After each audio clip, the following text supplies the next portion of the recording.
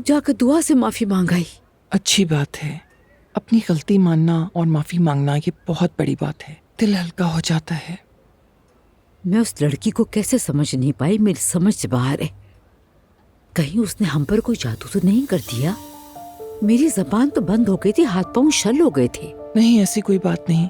तुम्हारे हाथ पांव जबान को जिस चीज ने बांधा है वो जिद थी, और तुम्हें जिद के आगे किसी की चलने नहीं देती। ऐसे मत देखो, वो लड़की तुमने खुद चुनी थी, इसीलिए तुम्हें उसकी बुराइयां नहीं दिखी और तुम्हें सच को मानना ही नहीं चाह रही। यही गलती है तुम्हारी। या अल्लाह मुझे उठा ले।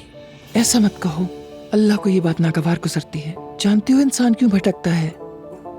क्यों? क्योंकि वो सबसे पहले खुद को सोचता है।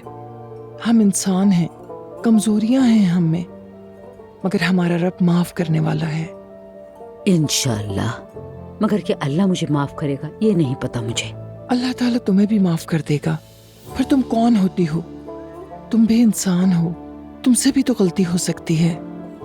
मैं ठीक नहीं हूँ आपा, बहुत थक गई हूँ मैं। सच कहूँ तो मुझे अपने घर की दीवारें तंग लगने लगी हैं। तुम बहुत दबाव में हो, फितरी है।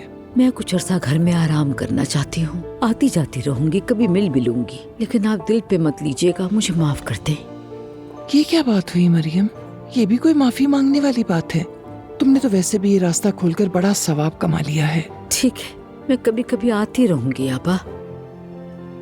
ये जगह अब आपके हवाले है। तुम बिल्कुल बेफिक्र रहो, जब चाहो आओ, जब चाहो जाओ। अब अपने बच्चों, शौहर और घर पर तवज्जो दो।